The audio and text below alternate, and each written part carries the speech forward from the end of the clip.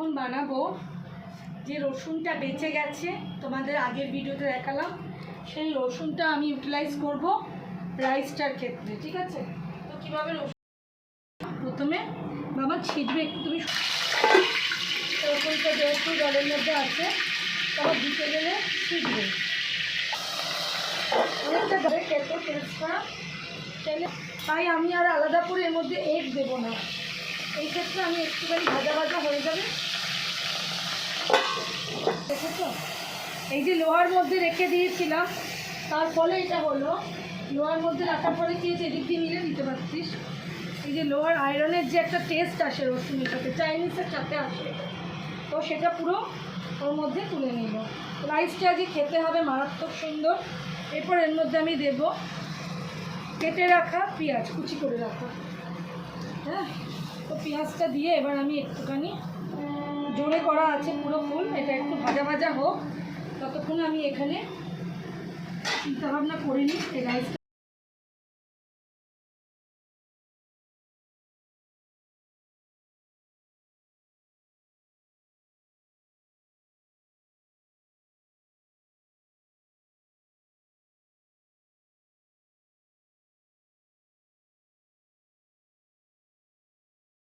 তারপর বেশ করে ওরা এটা বানায়, তো সেই রসুনটা আমি দিয়ে দিলাম প্রথমে। এরপর আমি এর মধ্যে কাঁচাগুলো কাটছি, এগুলো দেবো। আদা এক ফোঁটাও চলবে না।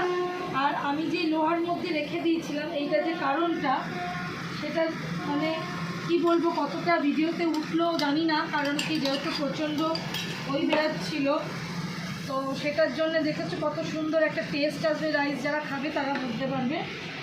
এর মধ্যে আমি একটু লঙ্কা দিয়ে দিলাম কটা, লঙ্কাটা দিয়ে নাড়ানাড়ি করি।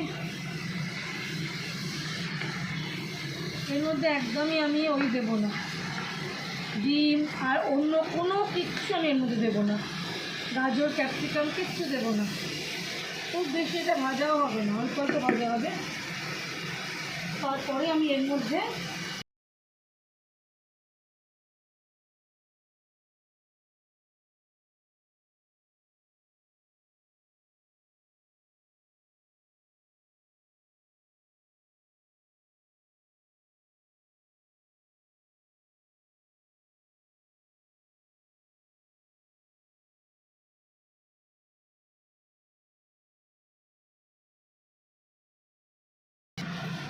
রাইসটা সেদ্ধর সময় নুন দিয়েছিলাম, তাই জন্য নুনটা একটু বুঝে দেবে, খুব বেশি নুন দেবে না।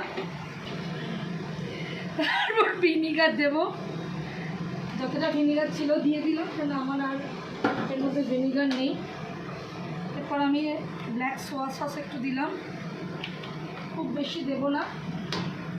তারপর এর মধ্যে আমি ঝালের জন্য আরেকটু চিলি ফ্লেক্স দিলাম, আর একটুখানি দিই, ভালোই লাগবে।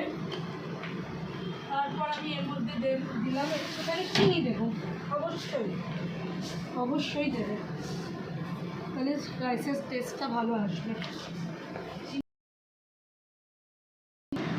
আমি সেজওয়ান সস দিচ্ছি না, পুরোটাই আমি ক্রিয়েট করছি আমি নিজে থেকে, তাই জন্য আমাকে একটু টমেটো সস দিতে হলো। এর সাথে যদি তোমাদের এর সাথে যদি কেউ মনে করো যে একটুখানি কারুর বাড়িতে হট চিলি সস থাকে, সেটাও দিতে পারো, তাহলে ভালো হবে টেস্টটা। কিন্তু আমার কাছে যেহেতু বাড়িতে নেই, বলেছি না যেটা নেই সেটা আমার কাছে নেই, সেটা ছাড়াই আমি করে দেবো টেস্ট। হ্যাঁ, তো এইবার একটুখানি নাড়পাকড় করতে হবে। এরম করে যদি কারুর বাড়িতে না থাকে সেজওয়ান সস, এরমভাবে করতেই পারো, এটা সেজওয়ান সসেরই কাজ করবে। রাইসটা সেজওয়ান রাইসই হচ্ছে, এটা পুরো সেজওয়ান আজিনা মতো।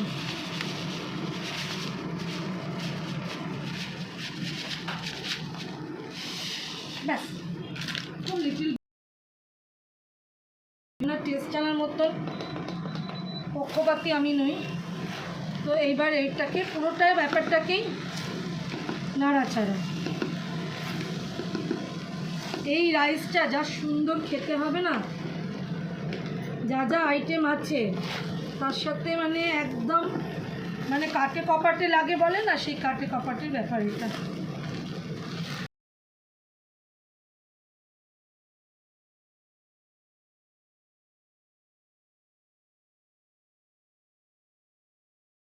এখন কী হয়, বেটার থেকে বেটার হয়ে যায়। কেউ যদি, সবাই তো শোনে দেখে, কেউ যদি সত্যি খায় সে তখন বলবে হ্যাঁ পলি তুমি যে ব্যাপারটা বলেছো সেই ব্যাপারটা সত্যি এর মধ্যে হয়েছে। আমি সবসময় কী করি, একটু ইন্ডো ওয়েস্টার্নে টুইস্ট করে দিই।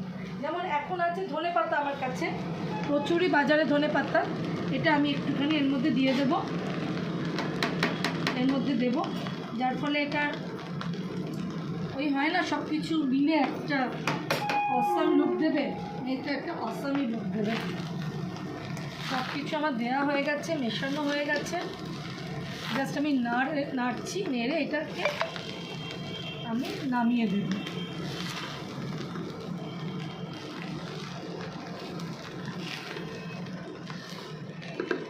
এই রাইসটা খুবই ভালো হয় খেতে। আমি শেজওয়ান সসটা যেসব জিনিস দিয়ে তৈরি সেই পুরোটাই এখানে ক্রিয়েট করে দিলাম নিজে থেকে। হ্যাঁ, এটা খেয়ে বাড়িতে একবার এভাবে বানিয়ে দেখবে। রসুন গ্রেট করে, টমেটো সস আর chilli sauce, hot chilli sauce থাকলে দেবে।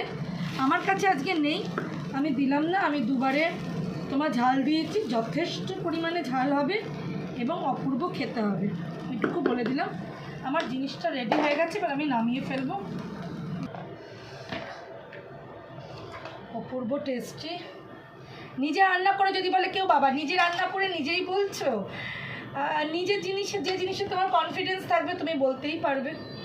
আমার এই জায়গাটা খুব কনফিডেন্স, তাই আমি বলছি, কেউ খারাপভাবে নিও না। আমি জেনে শুনেই বলি, কি আমি জানি ভালো হবে। যারা টেস্টারে রাত্রিবেলা খাবে তারা খেয়ে বলবে, বললেই আমি তো জানি কি বলবে, তাই আমি আগে থাকতেই বলে দিলাম তোমাদেরকে।